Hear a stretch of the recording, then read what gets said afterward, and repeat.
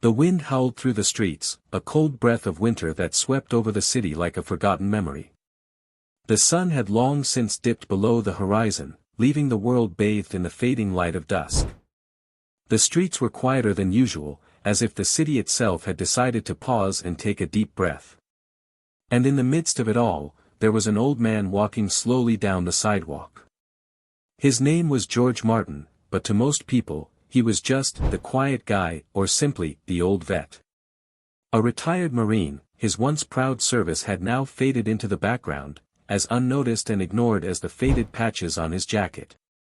George wasn't a large man, certainly not the imposing figure that most people imagined when they thought of a Marine. He was small, wiry, with a face weathered by time and experience.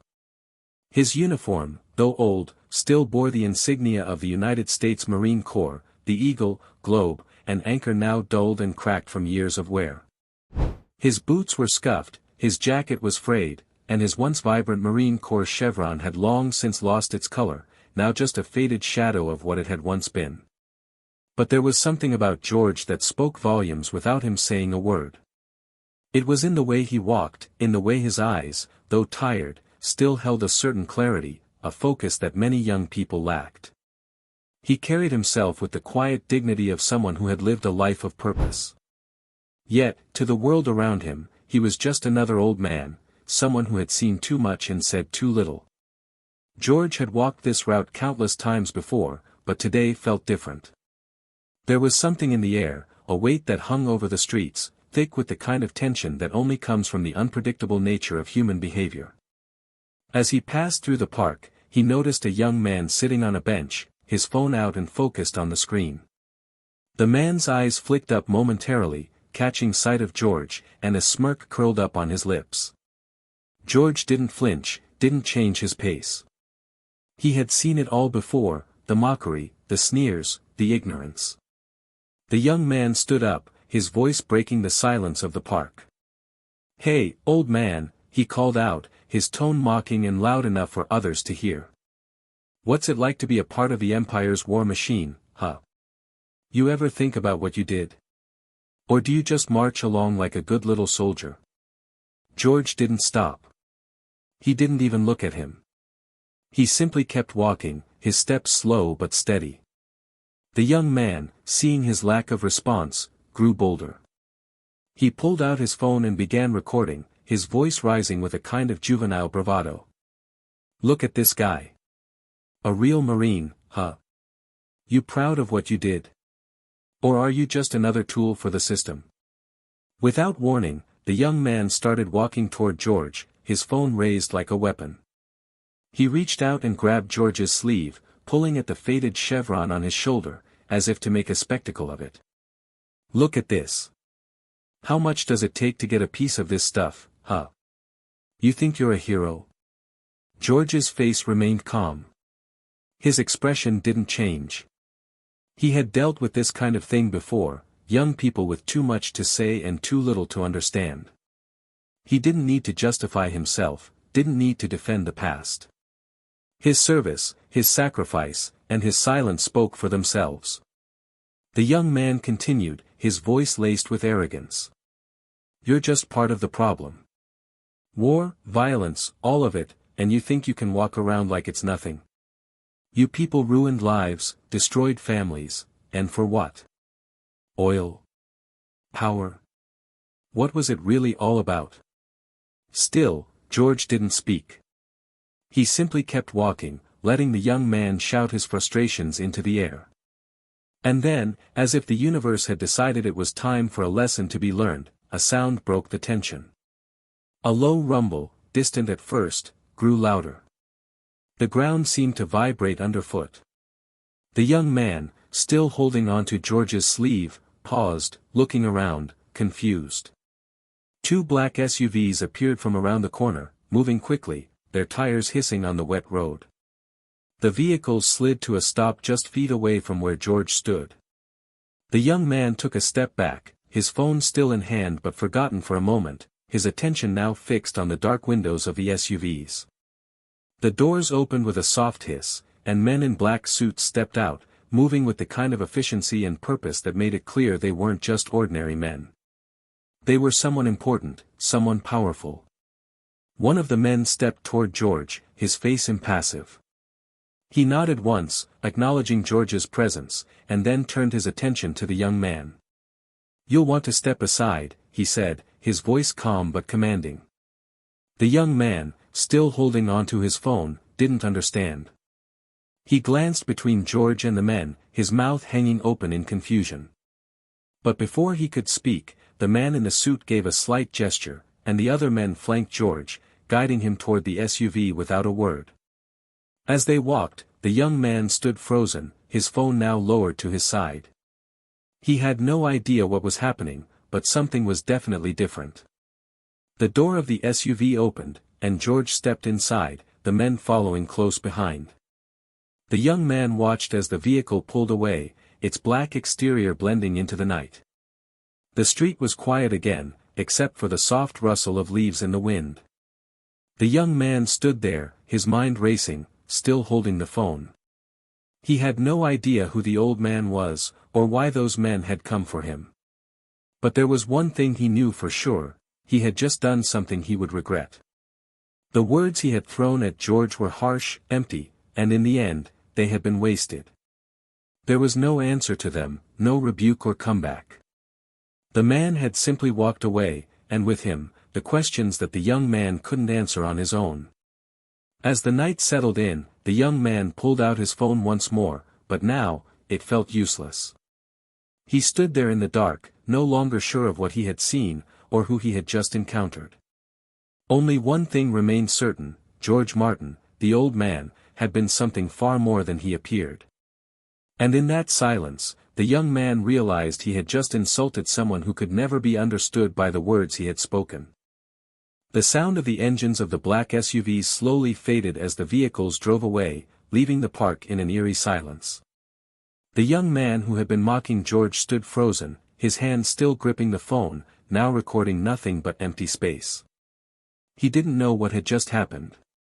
He didn't know who George was, or what had just been revealed to him. All he knew was that his joke had turned into something he couldn't fully comprehend. The power dynamics had shifted in an instant, and it was all because of a man who had said nothing, but had, in his silence, commanded a kind of respect that the young man hadn't even realized he was capable of offering. George M. didn't look back as he stepped into the vehicle, his gait calm and steady. The men in suits around him were silent, respectful, as though they knew him well, and not in the way that most would have known a soldier, but in a way that was unspoken, understood only by those who had walked through the same shadows. As the doors closed behind him, the young man watched helplessly from a distance. His fingers still hovered over the screen of his phone, but he didn't know what to type, what to say. The man he had mocked, the old man with the worn-out coat and the faded insignia, was something more than he had imagined. Inside the SUVs, the mood shifted from tense silence to something more purposeful. The men in suits exchanged a few quick words. One of them, a man with a scar across his neck, turned to George, his tone professional but with a note of deep reverence. "We'll be at the facility in 10 minutes, sir. Everything's been arranged." George didn't respond immediately. He only nodded, his gaze fixed ahead. The world outside seemed to blur into a smear of gray and muted colors as they sped down the quiet streets. It had been over 20 years since anyone had called him by his real name. He had been Warwick for so long, it was more of a shadow than an identity, more of a past than a person. But now, as the black SUVs moved swiftly through the streets, George's mind drifted back to the memories he had left behind. He had always known this moment would come, but he hadn't expected it to be so quiet. In his early days, George M. had been one of the best. He had been part of Operation Iron Pike, a covert operation that no one talked about, one that had slipped through the cracks of history like so many others. The stories they told were different from the truth. They spoke of war, but not of the sacrifices that had been made in the shadows. They spoke of victory, but not of the toll it took. George had never sought recognition, and for that, he had become a ghost in the eyes of history. But the men who had served with him, the few who knew what he had done, still remembered. The memory of Fallujah was still sharp in his mind, the way it had felt when the walls seemed to close in around him, when each breath was a fight against the dust and the smoke. The people there had known nothing but fear, nothing but survival. They didn't care about the politics, or the reasons behind the fighting. All they knew was that the world had become a battleground, and in the middle of it, George had been a force, relentless and unstoppable. Mazar-e Sharif had been another chapter in his life, one that had taken him to the heart of Afghanistan, to the very edge of danger. There, he had saved lives, and ended others. He didn't take pride in it. He had done what needed to be done, just as he always had. But none of that mattered now. What mattered was the fact that the man in the park had insulted a legend, even if he hadn't realized it. The SUVs continued to drive, and soon they reached a secluded building, hidden away in the outskirts of the city. It was unmarked, nondescript, and the kind of place that didn't exist on any map. The vehicles stopped, and George stepped out, his boots hitting the gravel with a faint echo. He walked towards the entrance with a sense of purpose, the men in suits following him closely. Inside, a woman in her 40s, dressed in black, was waiting for him. She stood up when she saw him and nodded in recognition. "Warwick," she said, her voice steady but warm. "It's been a long time." George didn't answer right away. He just nodded, his eyes scanning the room. The building was sterile, functional, filled with monitors and technical equipment that hummed with life. There were no windows, no personal touches. It was the kind of place where secrets were kept, where history was preserved, and where men like George were brought when their time had come to be remembered. The woman stepped aside and gestured for him to sit. "You've been called back. Your file, it's been reopened." "Reopened?" George asked, his voice low, gravelly. "Yes," she replied. "It's been 20 years, but there's been a change. We need you. We're calling in the old team." For the first time in a long while, George allowed himself to relax. His shoulders, which had been tight for so long, eased slightly. He looked at the woman, his eyes narrowing as if sizing her up. "And what about the young man?" he asked. "The one who mocked me?" "He'll learn," she replied. "They all learn, eventually." For a moment, George was quiet again. He thought about the young man, standing in the park, staring at the place where he had once stood. The man had no idea what he had just triggered. But he would learn. He would learn what it meant to mock a ghost, to insult a legend, and to underestimate someone who had walked through the fires of war and come out the other side. The door opened, and a man stepped in. He was tall, with dark eyes and a sharp jawline, the kind of man who had seen too much but never let it show. He nodded at George, then at the woman. "Everything's set. The files are being prepared."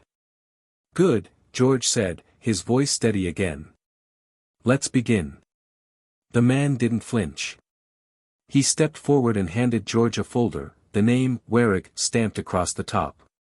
Inside, there were documents, photographs, and records that no one was supposed to see, records of missions, operations, names of people who had been part of it all.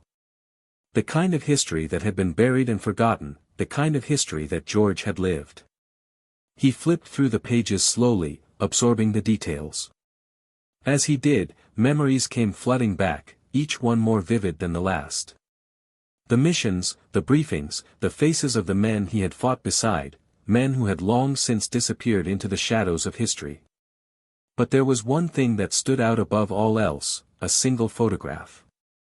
It was of a younger George, standing tall in front of a military vehicle, his face set in a grim expression.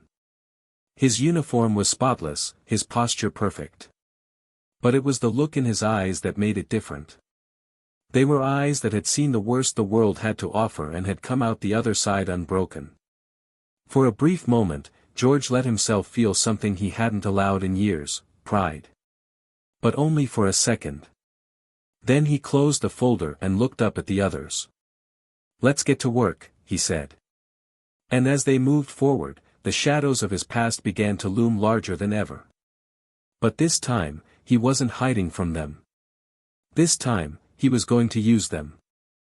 The black SUVs navigated through the winding streets of the city, their headlights cutting through the darkness like twin beams of authority. Inside the vehicle, George sat still, his hands resting calmly in his lap, his eyes fixed on the road ahead. The men in suits sat quietly around him, their presence adding to the gravity of the moment, yet no one spoke. The silence was deliberate, each of them understanding the weight of what had just occurred. The young man in the park, the one who had mocked him, he was now a distant memory, fading behind them like the dust in the wake of the SUVs. But for George, the confrontation was not over. It had merely been a moment, one that would fade into the past as quickly as it had unfolded. The vehicle turned off the main road, pulling into a secure facility hidden away from the public eye. A high wall surrounded the building, its nondescript exterior betraying nothing of the importance of what lay within. As the SUV came to a stop, the men in suits moved quickly, opening the doors and ushering George out. The air was colder here, and the world felt even quieter, as if this place existed outside of time itself. A steel door slid open with a quiet hiss, revealing a stark, sterile hallway. George stepped inside without hesitation, the men following closely behind. They walked through the corridor, their footsteps echoing against the cold concrete floors. At the end of the hall, a door opened, and a woman in her 40s, wearing a sharp black suit, stood waiting. She gave a nod of recognition as George approached. "Warwick," she said, her voice even, carrying an air of respect. "It's been a long time." George nodded back, his face unreadable. "Too long," he said quietly. His voice was low, gravelly from years of disuse, but it still carried the weight of authority. The woman stepped aside, motioning for him to enter. The room beyond was a stark contrast to the hallway, a high-tech operations center, filled with monitors displaying encrypted files, maps, and images of military personnel. It was as if time had not moved forward since George had last been here. The walls were lined with dark wood paneling, and the lighting was dim, casting long shadows across the room. George stood still for a moment, taking in the familiar surroundings. There were no words for the sensation that washed over him. It was like stepping back into a past life, one he had buried so deeply that he had almost forgotten the feeling of being in such a place. But here, now, it all rushed back. The smell of old leather chairs, the hum of electronics, the faint noise of busy people working behind the scenes, it all felt too real. A man entered the room, his presence commanding yet calm. He was tall, with short cropped hair and a sharp jawline that seemed permanently etched in determination. He wore a uniform that spoke of his rank, and the way he carried himself made it clear that this was not his first time dealing with men like George. "Sir," the man said, offering a salute. "We've received the orders. Everything is in place." The woman who had greeted George nodded. "We've reopened your file. It's time." George's expression remained unchanged. He had known this moment would come, but even so, hearing it said out loud sent a ripple through him. It had been 20 years since anyone had dared to call him by his real name, Warwick. A name that had become a ghost in the files, a legend whispered in the corridors of the Pentagon, a name that was never supposed to resurface. The woman walked over to a desk, where a thick folder sat. She handed it to George with a deliberate motion. The cover was worn, the edges frayed from years of secrecy, but there it was, his name emblazoned on the front, Warwick. Inside were the records, the operations, the missions that had defined his career. George didn't need to read it. He already knew what was inside.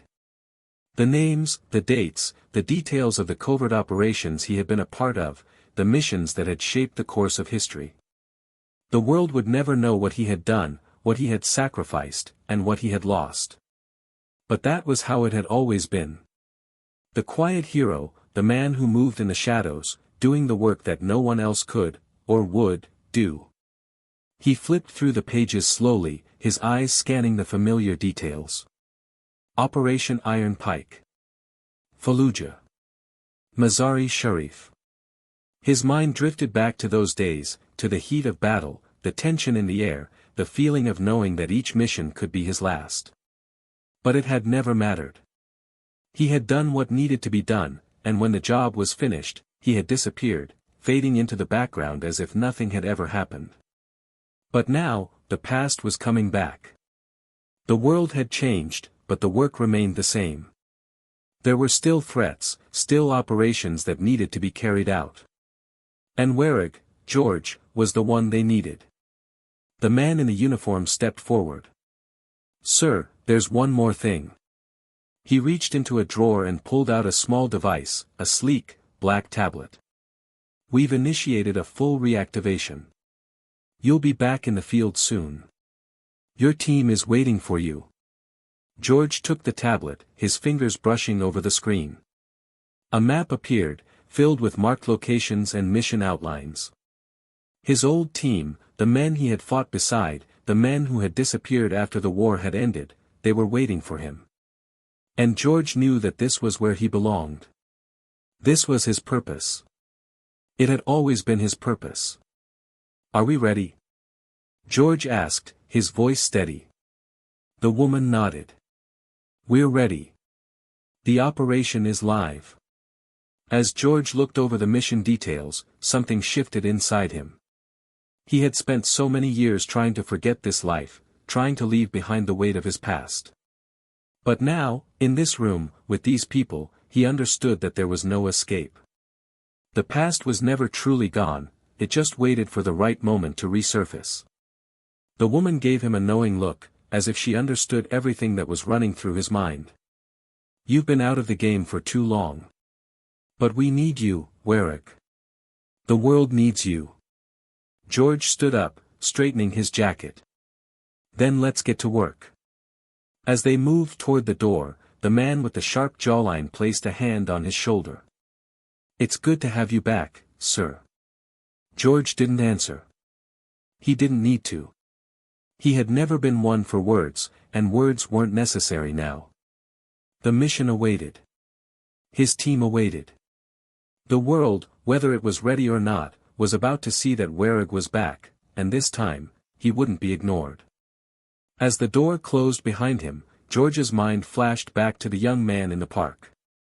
The man who had mocked him, who had no idea who he was. George smiled faintly to himself.